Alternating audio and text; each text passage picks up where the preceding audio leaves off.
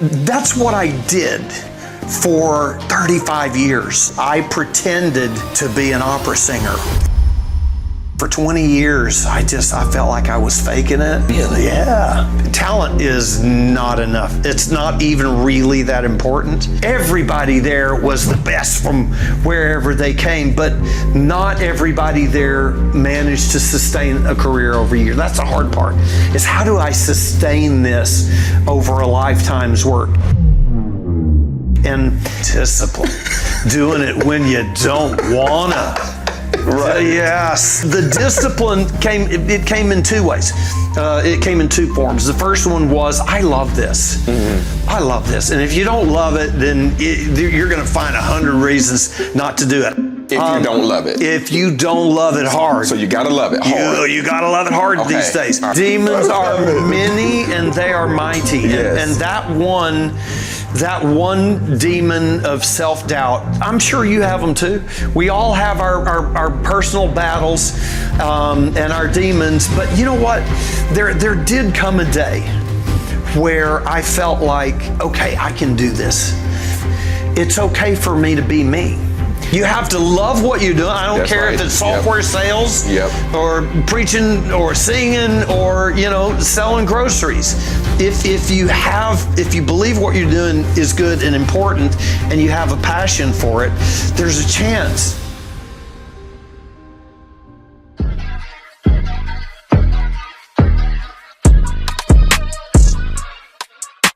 Awesome. Your boy here, Lasada Pippen, aka LP. We have another phenomenal person in the house with me today. I first have to put my specs on so that I can match the swag of Jay, who's here with us today. Now, mine are not as cool as his. You can see mine are just clear. His looks so beautiful on his face. I don't know if they're going to look as great on mine, okay? But we're going to try this, Let's okay? see. All right. Oh, no, I like it. You do? No, you look good. It works. Okay. You don't need them. Okay, all right. I don't need them. They're just for style. They got anti-glare, if that matters. But, sure, it does matter. All right, okay. So I'm going to read Jay's bio because this is such a phenomenal person that I have here with me. I just want you all to get the depth of who is sitting here in the room with me. So I have to read it because I don't want to mess this up and I don't want to miss anything that details the phenom of this person here with me, right? Too kind, too generous. That's okay. We're going to be very generous here. So Jay came into the national spotlight when he created the role of Anthony in Terrence McNally's Tony Award-winning Best Play Masterclass on Broadway. Career highlights include performances in Sydney, Melbourne, Santiago, Santa Fe, Toronto, Los Angeles, Paris, Monte Carlo. Is it Budapest? Budapest, Tokyo, Strasbourg, Frankfurt, Vienna, Beijing, Rome, the Kennedy Center, and Carnegie Hall. That's just the start. He famously starred as, how do you say this? Is it Siegfried? Siegfried, okay, yeah. Siegfried at the Metropolitan Opera in their new production by Robert Lepage. Robert Lepage. Wait. Okay. Yeah. Right. Which was broadcast live to cinemas worldwide and won a Grammy. Make sure y'all hear that. He won a Grammy for Best Opera Recording. Jay studied at Juilliard and has created roles in 8 world premiere operas and numerous works for concert and orchestra. He has been active in voiceover and studio work in Nashville, NYC, LA as a vocalist in commercials, classical, country, gospel, jazz for more than 30 years. And has been featured artist on PBS Great Performances, CBS Sunday Morning, live from Lincoln Center. He has given master classes all over the world, inspiring audiences with his unbridled enthusiasm and passion for the arts. How did I do with that? Amazing. Wait, did all that really happen? all that really happened. It's crazy. It is absolutely unbelievable to me to look back on some of the places that I got to go and just the fact that I got to sing for a living. Yeah. I got to sing for a living for 35 years. I'm so blessed. And to get to chase your dreams and actually catch a few. Yeah. not everybody gets to do that. So I count my blessings. This is just so amazing to me. I remember when we first met you, I was just like, it's just something about Jay. We used to always talk about you, Eliana and I, we used to always talk about you from afar. We was like, man, that guy, he has such a cool look. I bet he's such a cool dude. And then when we actually met you, it was all true. You know what I mean? Right on. And so it's just, I just think your life journey has been so phenomenal, and I just think it's worth sharing with the world.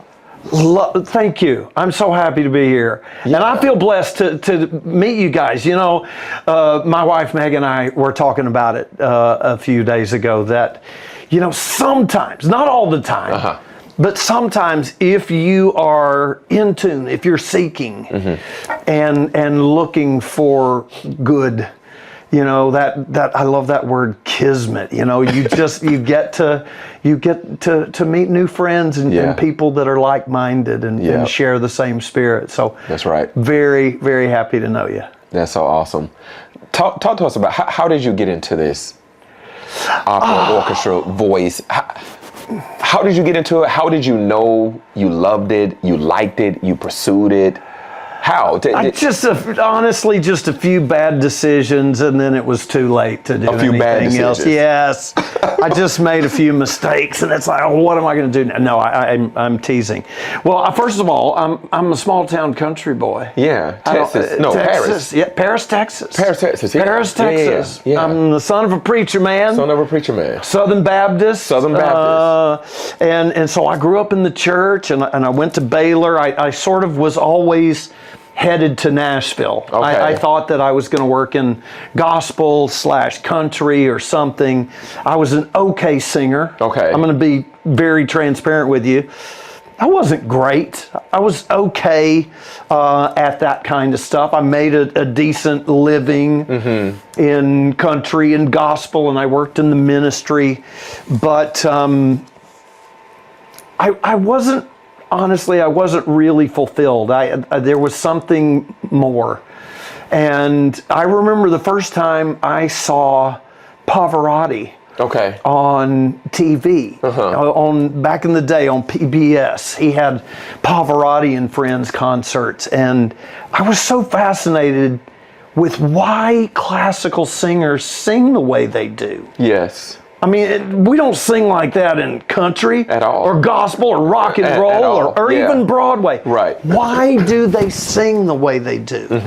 And then about halfway through the first act of the first opera I saw, the light bulb came on for me, and I realized they're not using microphones.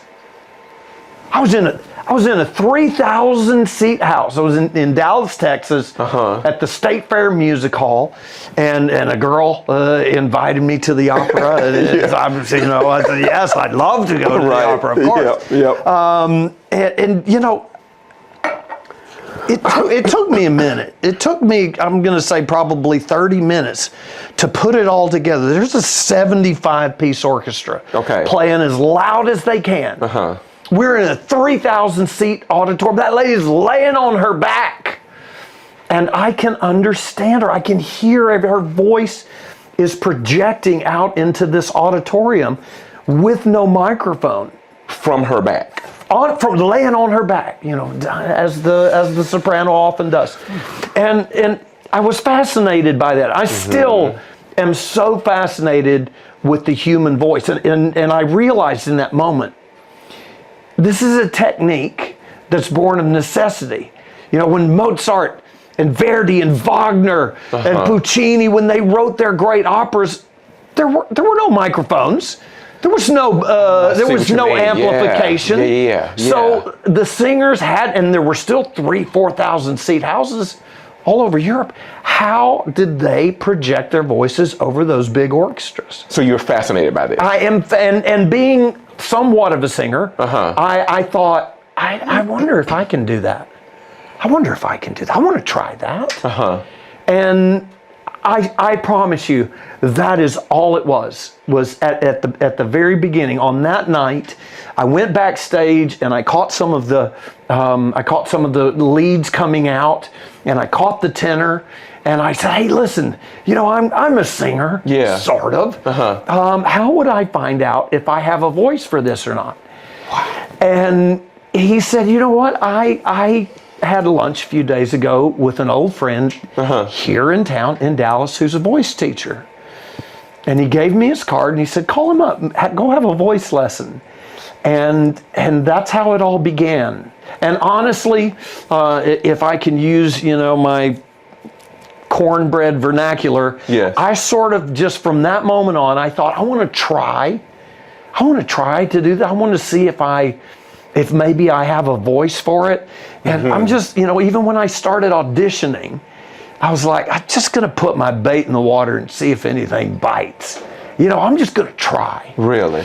And it's sort of just, it was never easy.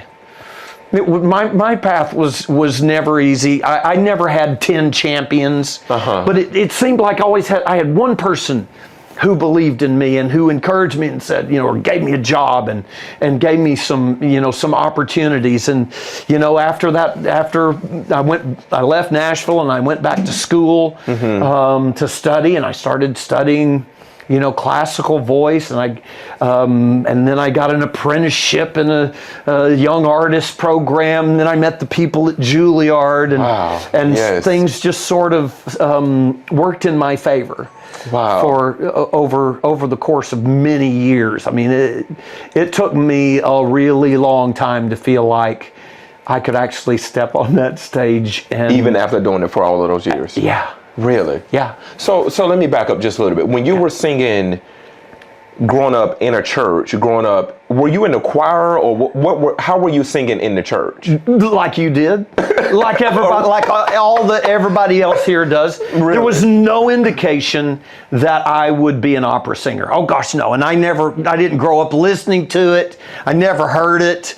I didn't have a particularly big resonant voice. Nobody ever said, "Hey, kid, you're going to be a great singer one day." I was just a normal kid singing in high school choir and church and garage rock and roll bands, you know. I put myself through college playing, happy hour at the Holiday Inn, and playing a little jazz and a little country. But I was very meh.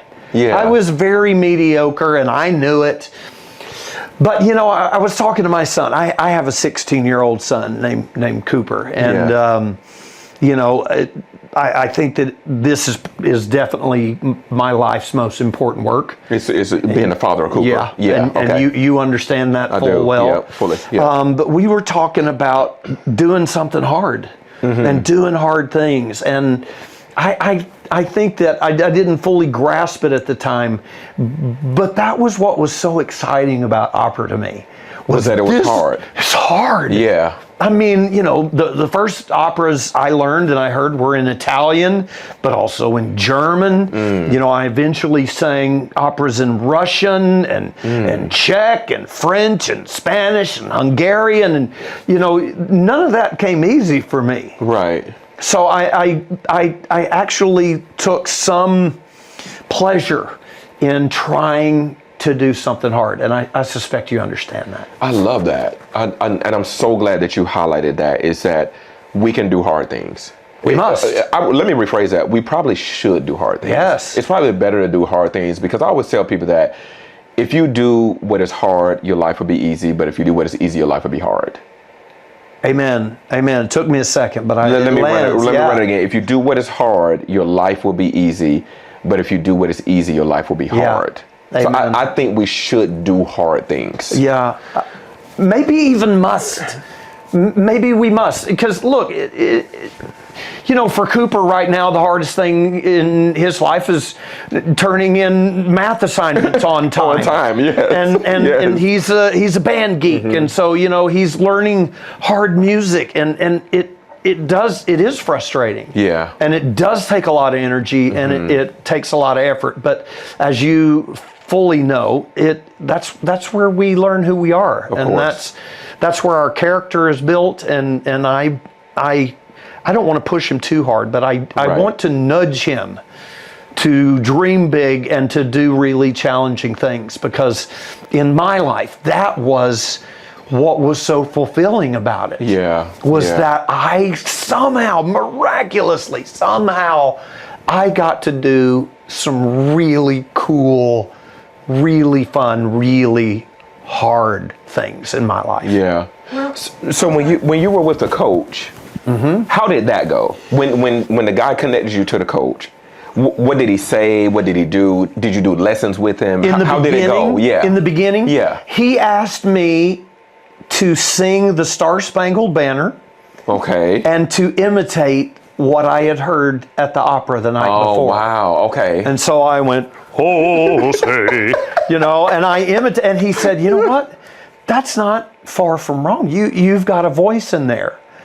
And he helped me and got me an audition to go to SMU to get my master's degree. But that's what I did for 35 years. I imitated what I heard. I pretended to be an opera singer. Is that good? It's terrifying. Oh, it is? It's terrifying. And I hope you have not experienced it too often, but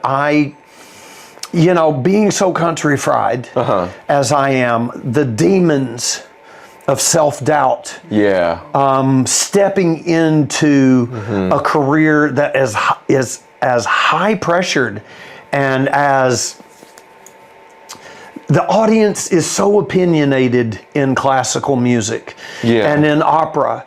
And so I was riddled with self-doubt all the time and never felt like I was good enough and I didn't belong.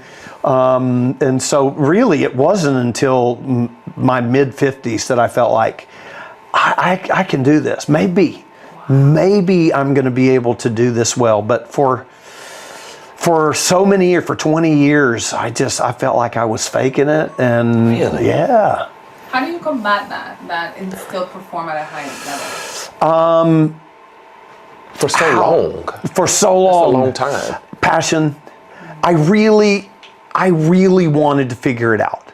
I wanted to figure out the technique. How do I project my voice over a 100-piece orchestra playing as loud as they can? That's fascinating to me, and I have I have built in such an innate love for the arts and passion for it, and I know, and I've learned over the years how kids thrive if they're exposed to it. They're better at life if they are exposed to some form of art. I don't care if it's dance or instruments or voice or whatever it is. For me, I was always a better human when I was deeply involved in some form of artistic expression. So that part of it was easy. The part of learning it and being an aspiring artist was so fun. What was hard was stepping into the first day of rehearsal. What was hard was, if you can imagine being me and stepping in Europe, in Paris or in Warsaw, and stepping in to that first day of rehearsal and hearing my colleagues, speaking 3 or 4, sometimes 5 different languages. Wow. Yeah. And I just don't. I don't even, speak good English. And so I was always so, I was terrified. Now, as soon as the music started, I was okay. Yeah. When it was time to sing, I felt like I was on solid ground. But it was always the power games that are involved in the world of high art. They're very big, and if you're easily intimidated, they chew you up. Oh, they eat you up. Yeah. What do you think that connection is? You said you were always at your best when you were deeply into the arts. What do you think that connection is, by being deeply into the arts, that you're also better in life? I think because I'm in the arts. Essentially, as a speaker, I mean, you're on art, you're on stage, you're talking in front of people, you're You're in showbiz, baby. Yeah, Yep. basically, yes. Yep. So what do you think that connection is, though? I think it's in our genes. Really? Yeah, I do. I think it's who we are. I mean, if you think about it, our ancestors, they stomped around the fireplace singing at the top of their lungs, dancing. Yep. You think about our kids, they're running around outside, singing songs, making up songs, dancing all day. Storytelling. Telling stories, making things up. Yeah. And that's what, if we're lucky, that's what we're doing as grown-ups. We're playing. View, yeah. And that, I'm so fascinated when it comes to singing. I'm doing a lot more teaching now than I am performing. Yeah. And I was talking to a kid that was worried about losing his voice the other day. He's got all these auditions coming up, and everything is really important, and he's afraid he's going to hurt himself. And I reminded him, when's the last time you heard a baby lose his voice? A baby screams and you can hear it for blocks. Yeah. And they keep on screaming and they're opening their throat and their body and you see their bellies. And they never, ever, my son never lost his voice. He just kept screaming. That's good. And so I tell all my students, you're going to be fine. Yeah. Just relax. It's just singing and try to enjoy it. I know, that's easy to say when I'm standing in the wings watching him do it. True. But I find for me, as a human, as a dad, as a husband, as a son, the more rooted I am in goodness, in a good book, in being faithful in my church, and singing from my heart, not because I'm getting paid for it, but because I love it, playing music because I love it. I'm a richer person, and I'm more full to give freely. Where would you say you got that from? Because you did mention something about being a do-gooder, is what you call it. You're do-gooder, and I love that. Is that just from upbringing? Is that from your parents, from growing up in the church? Is that where this comes from, or? Yes, and also from my life. Okay. Look, when you grow up in the ministry, and my dad, he passed away when I was young. He passed away when I was 12. Okay. But over the course of my life, I have met so many people that were influenced by him, by his kindness and by his generosity. Yes. And it wasn't about the pulpit for him. It wasn't about waving the finger and pointing and saying, you've got to be better humans. Right. It was about how can we get through this week with a little more light and a little more ease and a little more love. How can we be better to each other? How can I influence my neighbors? How can I help somebody that's in trouble? Yeah. So he lived that. I got to witness it as a grown-up many times. People would find me, and it got really easy with the internet, and say, I want you to know your dad made a difference in my life. Wow. And so I want to be like that. Yes. I want to be that guy. Yeah. I want Cooper to be that guy. Yeah. So we've been busy. We are busy trying to do good. My wife is the queen. Phenomenal. She's phenomenal. Yeah. She, Amazing. she volunteers at the church and leads groups of high school kids, and one of our best friends in town has a restaurant, Super Jenny, Souper, and she feeds hungry kids, and so we've got our hands in several things, just trying to do good. Look, I'm not going to change 1,000 people's life. We're not going to feed 1 million people, but I'd like to feed 10. Yeah. I'd like to help one. So, and again, the most important thing I can do is pass that to Cooper. Yeah. And that's the most rewarding thing it's come. You may already see that. Your children are so full of light. But it's like, every once in a while, like 2 days ago, one of Cooper's teachers had a tough day, and she was visibly struggling. Yeah. And so the next morning, Cooper said, I want to bring her flowers. And it was a simple thing. We didn't go get something fancy. We stopped at the Trader Joe's and picked up some flowers. And, my life is good now. Yeah. I feel like I am my human that I'm responsible for. He's doing good. He's doing it. Yeah. I just want to keep, watering that flower. That's pretty amazing, and you get to witness that also. Is that, your legacy is already being created. It's already being left. Yes. And even though you lost your father at a young age, his legacy still lives. Amen. In and through you and so forth. And now you're doing that with his grandkid, Cooper, and that's just pretty phenomenal. What does Cooper play? What does Cooper play? Instrument? Cooper is in percussion. He's in the marching band. He sings in the choir. He has an enormous voice. It's so funny. God loved the kid. He had to grow up going to operas. Operas are tricky for adults. Yeah. Imagine a 10-year-old kid sitting through a 4-hour opera, listening to his daddy sing. Yeah. But the most interesting thing for him as a kid was him having to endure my scales.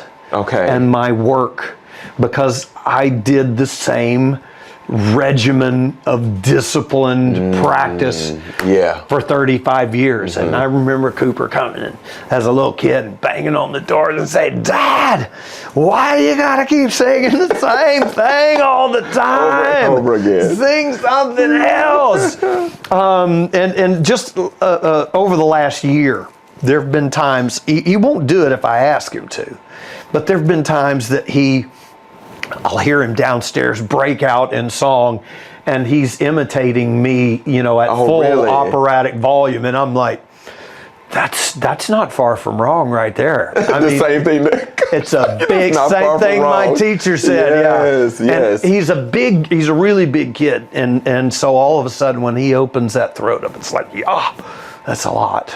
So is he more of a natural than you were, or is he better at this age than you were at? Oh gosh, his age? yes. Okay. Oh heavens, yes. Listen, we should talk about Meg, because she's the real talent in the family. Okay, bring her in. Let's as well. be clear. Yeah, totally. So I met Meg in New York. Okay.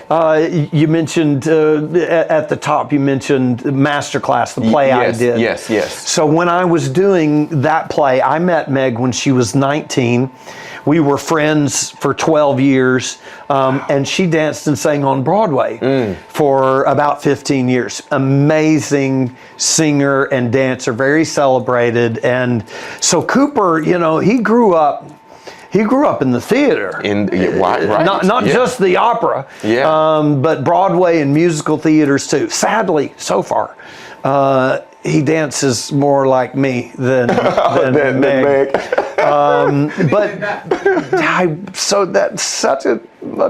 disappointed for him that he got my genes there. But anyway, I want him to be that kid, that high school kid, that's in the middle of the dance floor, that knows how to, swing a young lady around. But he's not interested yet. Really? Okay. So, let's say I heard you speak at the opera that you invited us to. Yeah. And Yep. you are so perfect at how you speak to audiences. Can you tell us about that skill? Like, how does opera, or the skills that you have to do that, to engage an audience with your voice? Like, how, all of those, like, I'm just curious to hear about that. I sense. May I rephrase your question a little bit? Or I think maybe you're asking me, how did I develop my means of communication with an audience? Experience. Okay, so it takes time. It takes time, and I realized this with singing, that there is a color, and there is a power, and a strength that only time will give. You can't fake it when you're 25. You can't fake it when you're 35. And as far as speaking in front of people, I'm so tempted to reflect back when I started, because I had in the first, I'm going to say it probably was the first 5 years of my career, I had a very English agent. She was a very proper English lady. And after an audition one day, she said, "Darling, I must insist, I don't believe you should engage in conversation." Oh, wow. And I said, "What? You don't want me to talk to the people that I'm singing for?" And her message to me was very clear. If they hear me talk, they're not going to hire me to sing. Wow. And as you can imagine, that stung, that hurt, and she may have been right. There may have been, as a young, unproven commodity, that may have been a risk that they might not have been willing to take, believing I'm just too country to pull off singing in Italian. So it was the accent? It was totally the accent. And so she didn't want them to hear that? Exactly. She thought it would deter them from, that makes sense. From giving me a job, yeah. Yeah, I can understand she that. may have been right. She may have been right. So for a very long time, I was very cautious about speaking with people. Because of that experience? Because of that. Wow. Because of that. It dinged me, yeah, as you can imagine. But I overcame it with time. And there was a moment, and look, please forgive me if I prattle on too long. Hopefully you've got a good editor that can cut a lot of this out. But I'm a hippie a little bit, and I'm sort of a spiritualist, and I'm a seeker. I'm always trying to figure out my place in all of this, and how I can be better at whatever it is that I'm doing. But there's something in the pocket of self-confidence. When you're talking about communication skills, faking self-confidence is very hard. And certainly in the world of classical music and high art, I felt like I was really faking it for a very long time. I was the class clown, Really? just trying to pretend that I belonged. But once you have a handful of experiences, and you've done some good work, that self-confidence can build, right? It can come. Yeah, after time, you've been on enough stages, you've done it enough times. I think one question is, how did you fake it for so long? That, to me, that seems more difficult than stepping on stage itself and in front of you. Just being able to fake it for that long. You were good enough to, I guess, even fake it that long. Yes, but the demons are mighty, LP. The demons are many, and they are mighty. Yes. And that one demon of self-doubt about coming from Paris, Texas, and trying to sing, opera in Italian, is my diction good enough? Yeah. And even in English, even the things in English, I didn't want to sound like some country fried hick. Yeah. So it's I'm sure you have them too. We all have our personal battles and our demons. But you know what? There did come a day where I felt like, okay, I can do this. I belong, and at least where I'm at this stage in my life, it's okay for me to be me. And so it took some reprogramming. Yeah. I had to reconnect some wires. I had to do some therapy. Yeah. And kind of piece everything back together and be comfortable with me. You know, But that was years in, right? That was years in. That was years and years in. What was the difference? So when you realize, hey, I can be me, I can do this, I do belong, was that person extremely different from the person that was faking it? No. Oh, they weren't? Not at all. It was mostly an inner monologue. Okay. I don't think I had a big banner on my head that said, I'm insecure. It was something, when I reached over it at night to turn out the light, I would stare at the ceiling and think, oh my gosh, I'm going to go rehearse with Zubin Mehta tomorrow. How am I going to pull that off? How on earth am I going to fake this? So as far as communication goes, I had a handful of really lucky breaks. Yeah. Okay. They were things that if I had not been there at that moment on that one particular day, if this door hadn't opened, then we wouldn't be sitting here talking. Right. And Masterclass, this play was one of the biggest. Okay, so Terrence McNally is one of the great American playwrights. Right. I didn't know who he was. Mm-hmm. And, in all honesty, I was living at the Y on the Upper West Side. I didn't consider myself homeless, but I was sharing a room with a homeless guy. I was selling rollerblades in Central Park West, and just trying to figure out, if anybody's ever going to hire me to sing again. And I got offered this play. We didn't start on Broadway. We started in Philadelphia, and then we went to Los Angeles, and then we went to the Kennedy Center, and then we went to Broadway. But I did that show for 3 years. And when Terrence hired me to do it, he hadn't really written the part for me yet. I played an aspiring wannabe opera singer, which was, perfect. That's who I was. I was, trying to figure it out. Yeah. And I think one of the pillars of my self-confidence came when he said, just be you. Just do you. You don't have to talk different.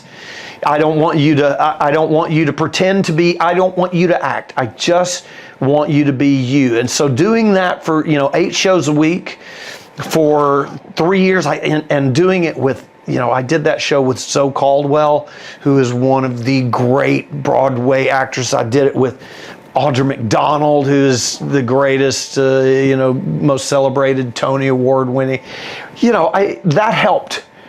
It wasn't enough, LP, but it helped. Yeah. It helped that I'm maybe I do belong, and then over time, I did get opportunities where the people that ran the companies and the organizations, they liked who I was, and they actually brought me in to meet with donors and with the people that were, funding the arts. Yeah. And so that helped me.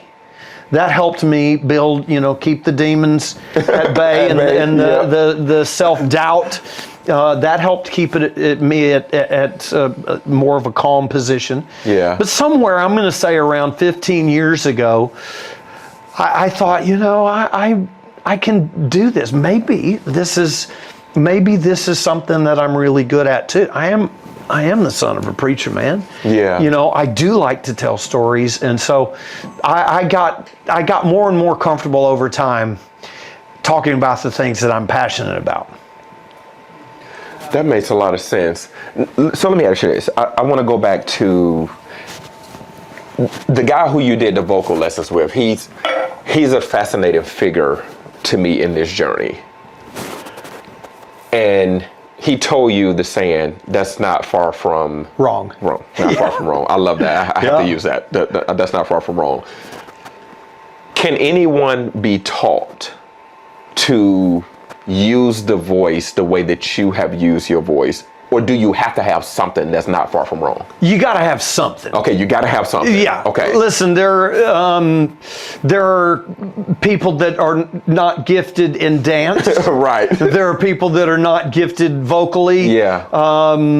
Some people have great ears, some people don't. Okay. I've taught many students that as passionate as they are about it, they're never going to get paid to sing, and that's okay. Right. They're going to get paid to do something else. But I had a very basic, okay voice. But I'm a big human. Yeah. And when I eventually, and it took me about 10 years, when I eventually learned to open up my throat and my body and just let it fly. When you teamed up sort of the uniqueness of what's called a Helden tenor. Okay, a Helden tenor, that means heroic. So these are the guys with the swords and the spears, and you come in and you sing for a very long time with a really large band. You know, that's an advantage. Right, They don't grow on trees. But here's the thing, LP, as I look back over, you know, not just the beginnings, but if you pressed me and said, what was your best song? When did your best song happen? I would say I probably did my best singing around 50.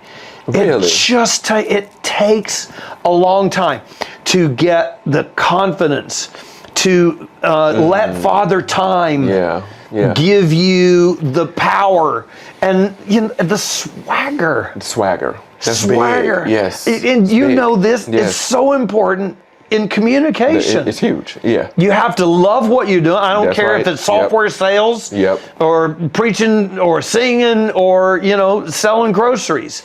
If you believe what you're doing is good and important and you have a passion for it, there's a chance that you're going to be a good communicator. You do well at it, yeah.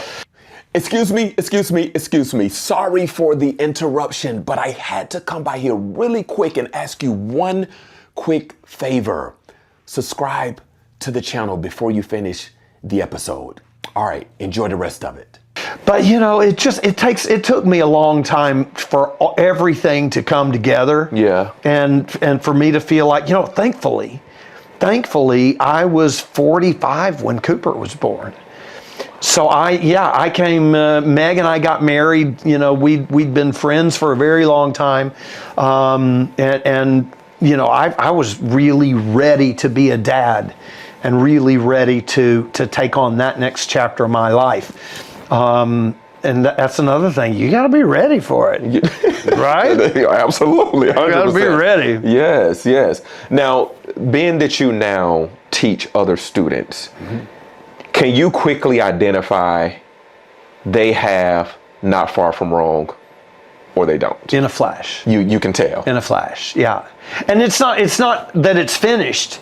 It's that there's potential there. Right. First of all, there's potential there. Yes. And you know, if you think about who are, you know, like the one named artists, you know, you can hear Mariah for 3 seconds. True. You can hear Whitney for 3 seconds. You can hear I can hear Pavarotti. That's right. I hear a voice. I know who it is. You know, this voice does not sound like anybody else. That's right. I have students that are like that too. This is a unique sound. If they will pair that unique sound with an extraordinary discipline, right, and practice, and you know, look, there has to be passion for it. So talent is not enough, is what I'm hearing. Talent is not enough. It's not even really that important. Really? Listen, I look back on Juilliard. Yeah. I spent 2 years there studying, and I remember walking in that place, and the air changed when you walked in those doors. There's so much pressure. Yes. Everybody is so good. And I want you to picture this because you have young kids.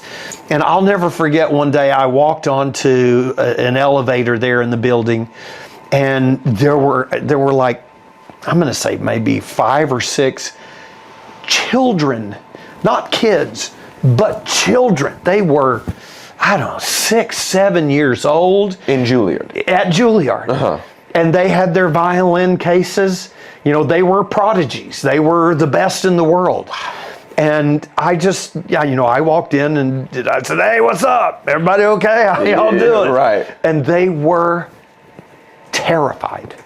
There was just this glaze over them. Really? There was so much pressure going to Juilliard. I mean, listen, I'm fond of talking about how I had a decent voice when I got there. Right. And I left with nothing. I left with ashes for a voice. Really? Yeah, because there's so much pressure. And you also have, you've got 10 of, let's say, the greatest coaches and teachers in the world all telling you have to do this, and they're all right, and it's 10 different ways of doing the same thing. Wow. So it was tricky. It's not, mine is not a solitary tale. So many of my friends wrecked their voices there. But here's the point. Everybody there was talented. Everybody there was the best from wherever they came, but not everybody there managed to sustain a career over a year. That's the hard part, is how do I sustain this over a lifetime's work? And talent in the end has very little to do with that. And that's where you're saying the passion and the discipline comes in. It's sustaining it. That terrible word, the discipline. Doing it when you don't wanna. Right. Yeah, studying it when you don't want to and practicing those scales all the time. Because listen, forgive me for talking too much about opera. No, this is great. This is phenomenal. But here's something that you might not can imagine on the outside looking in, and feel free to chuckle and laugh, because I do too when I say it. But opera singers are athletes. What we are doing is training our muscles for an outcome. That's right. Yeah. And Meg and I argue all the time about, what's harder, dancing or singing. And I'm clearly right, because, dancing, you're using all the large muscle groups. Yeah. And for singers, we're trying to coordinate, about 200 things, all tiny little things. Your vocal cords are this long. That's right. Yeah. And we're trying to get all of these things to work together. And it takes an enormous amount of disciplined, like an absolute regimen. Just like, I tell my students, it's the putting green. It's the free throw line. Yes. It's the batting cage. Yes. Doing these scales and doing the practice that's where you learn to sing. That's where you learn to control your muscles. And it's not fun. It is not glamorous. Nobody applauds when you're doing your scales in the bathroom by yourself. Nobody cares. Nobody pays you to do all of the, that's the craziest thing about performers. I'm sure you know this, but if we don't perform, we don't get paid. Bottom line. You can rehearse for 6 weeks on a show, and you get sick and you don't get paid. So that's why the motor has to be strong, and it has to be something that you can depend on every day to go. I'm gonna go in there. I'm sorry, everybody. I'm gonna go do my scales for an hour, and I'm gonna work on my craft, and I'm gonna try and get better at it.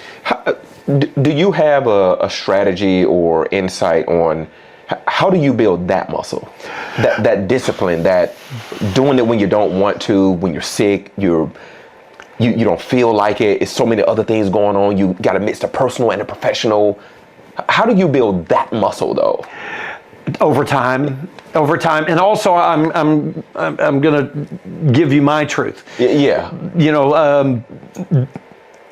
It's sort of one of the storied, tried and true recurring themes in my life was choosing to say yes. And I'll give you an example. I was singing in San Francisco. I was doing a new opera by a great jazz conductor and composer, Andre Previn, set to Streetcar Named Desire.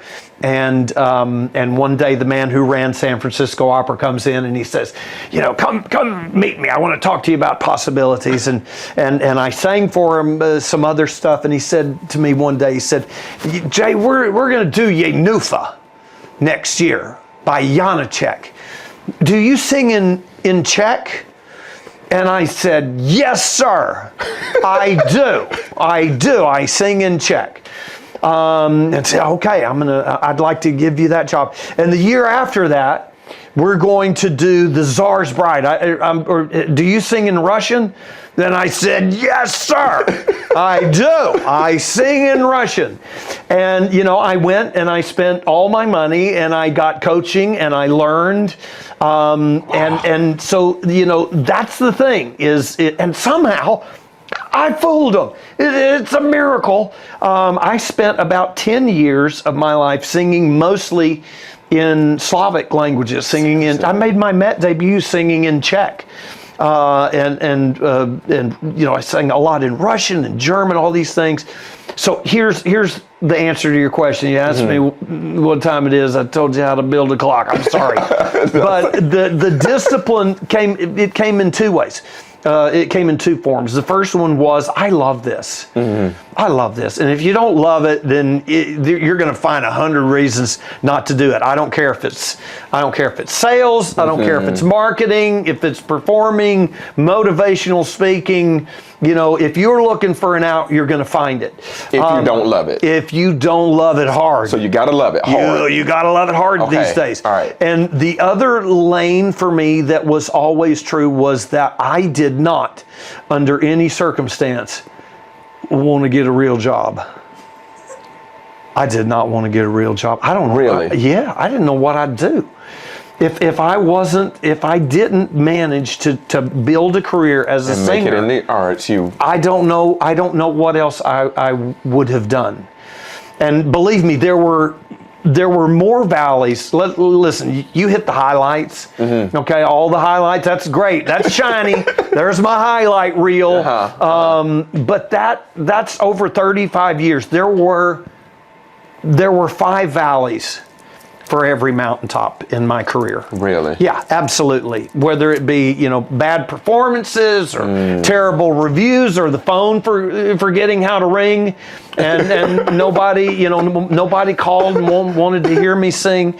And so, that question was always on the table was, if I don't do this, if I'm not good enough to get hired to sing, what else would I do? How would I manage to live doing a real job? I'm not qualified to do anything else but sing a song. That's really the only thing that I felt like I was good at. So that's a pretty strong motivator. Yeah, you didn't have a way out. I didn't have a way out. I didn't have a cushion to fall back on. If you had a way out, do you think you would have took it, or do you think your love was stronger than... No, my love was stronger. Your love was stronger. Yeah, I loved it, man. Let me tell you something. There is nothing like standing in the wings, waiting, hearing that my favorite sound in the world. I know this is so corny, especially coming from the kid from Paris, Texas, but listening to that orchestra tune, that is my favorite noise in the world. Waiting, my heartbeat just pounding, ready to go out there and do something really, really hard with like the greatest orchestras in the world.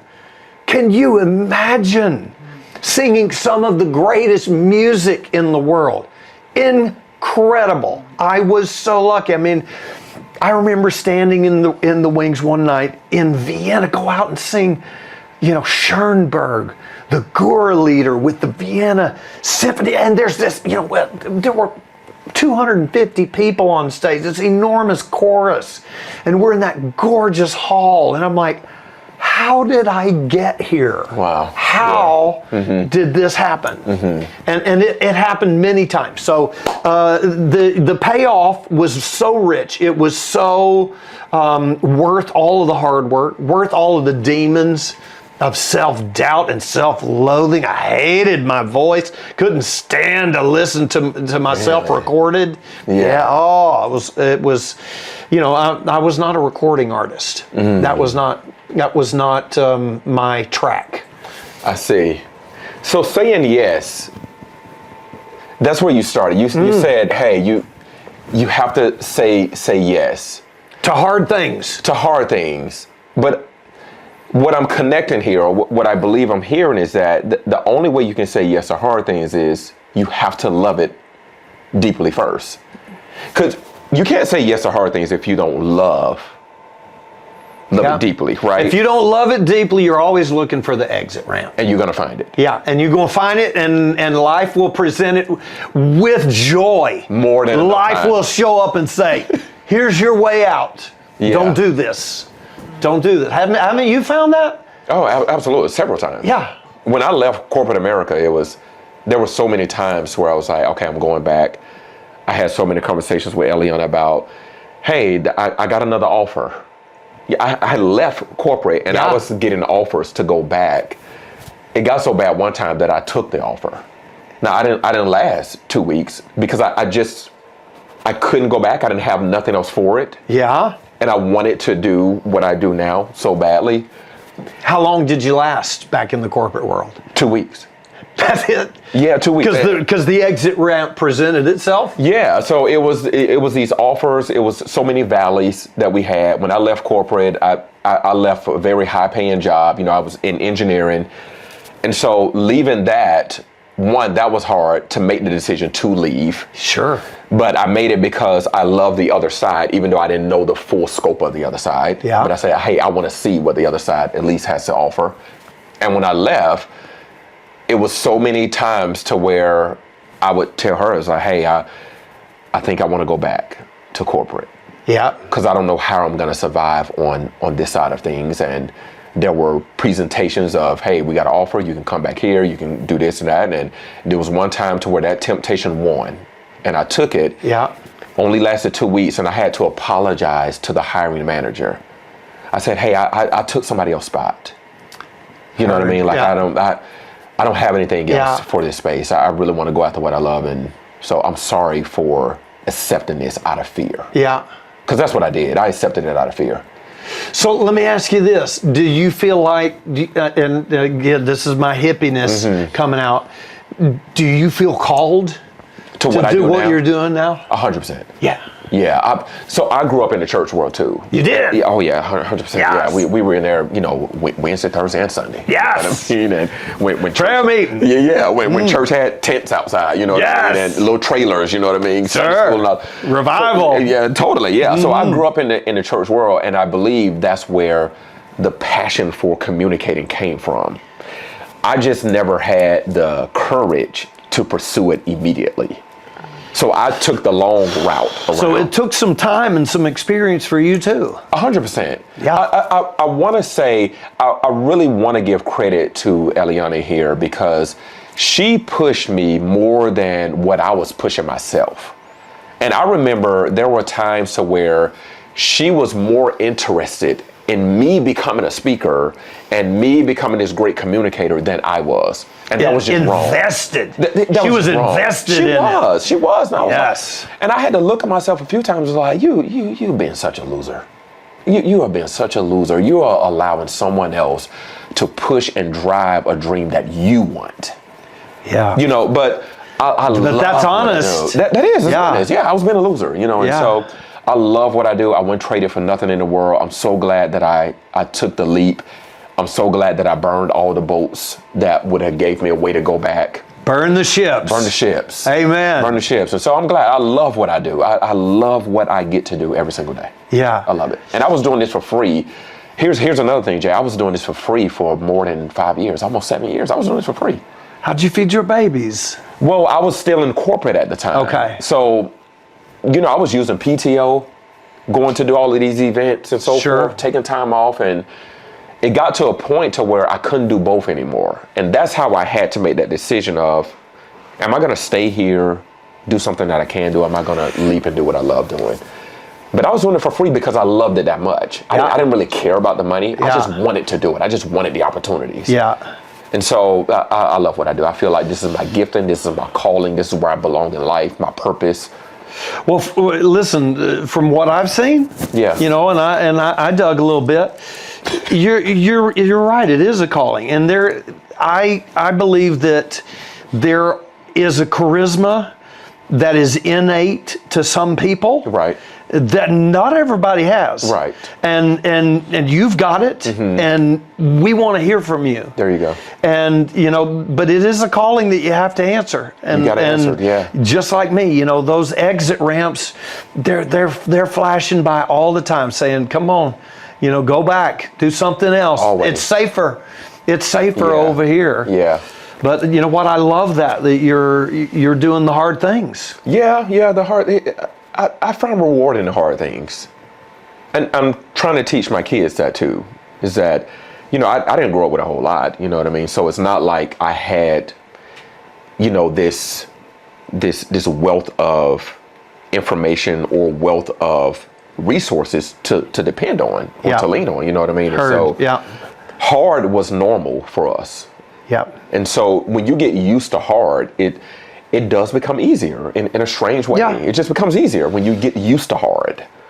Respect. I can totally relate to that. Yeah. You don't know what you don't know. That's right. Yeah. And you don't know what you don't know. And so very interesting journey. And I just feel like I relate to you so much because we're both in the arts.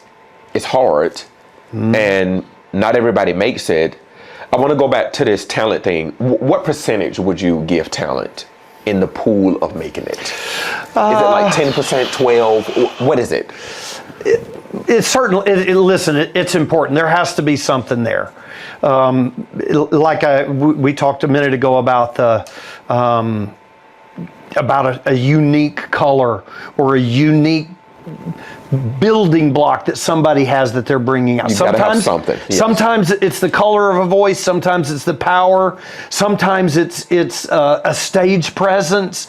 Sometimes it's humor. Mm-hmm. You know, a lot of my favorite colleagues are really funny humans, and not just on stage, but just who we are as individuals. You know, LP, if I was forced to decide what I was most proud of when I look in the rearview mirror, it probably would be, it's not the shiny stuff that's sitting gathering dust. I don't care about that. It's not pieces of paper on the wall. It's that somehow, almost everywhere I worked, they wanted me to come back. And so that wasn't because I was a great singer.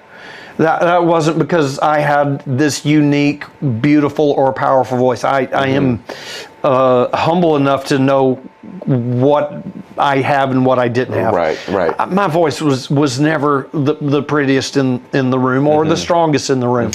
But I think that the whole thing, the life experience, my upbringing, you know, that experience of 3 years doing a Broadway play. All of those things mattered when you're interacting with a group of humans. And as allergic as many of them were to me, and you understand what I mean? I do, like they did not. I had many colleagues that made no effort at hiding their disdain for me because I didn't speak fluent Russian. They boldly displayed that. and they took pleasure in it. Right. And I remember the first time I sang in Germany. It was in Frankfurt, and I showed up at the last minute to sing Stolzing in Die Meistersinger by Wagner. It's this big, long, really, really long, and a really hard part. I played the young prince, and after the first rehearsal, I'd kind of stepped in at the last minute. After rehearsal, one of the older gentlemen that sang one of the supporting parts, he, you know, had a few lines. He came up to me and started speaking to me very fast in German, and I am not a native German speaker. He knew that. He didn't know that he at didn't the time. know. Okay. At the end of the rehearsal, he believed I was, and was talking really fast, and I didn't understand one word of it. And I made an effort and said, you know, could you, if you'll slow it down a little bit, I'm sorry, my conversational German is not very pretty. And he puffed up at me.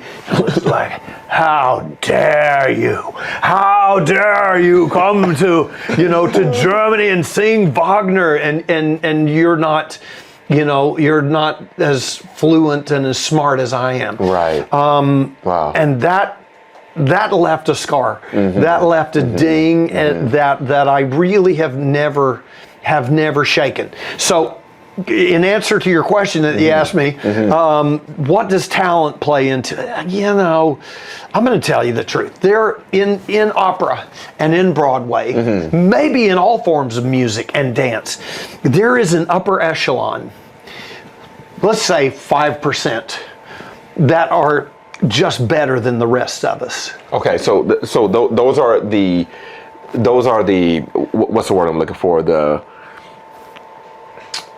What's the word I'm looking for here? Those are the exceptions to the rule. Yes, Okay. exceptions to the rule. So we'll the move those Whitneys. over. Okay. Yes, okay. the Michael Jackson. Yes, exceptions to the rule. Yes, Okay. Renee Fleming, Got it, Anna got it. Netrebko, Bryn Terfel, you know, who's a friend of mine. He's just like, he's so much better than the rest of us.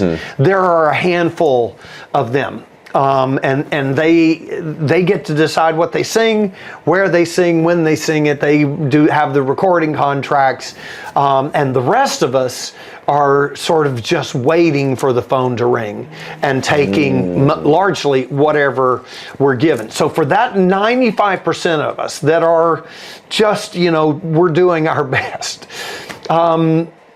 it really comes down to drive. It's who wants it enough to get in the practice room and do the work and do the study and do the scales. And that was, if pressed, that was what kept me afloat in the business for so long, was that I loved it enough to get in the practice room and do the work. I love it. Jay, I can talk to you for hours, on and on. Thank you so much for being here. Oh gosh, it's my pleasure.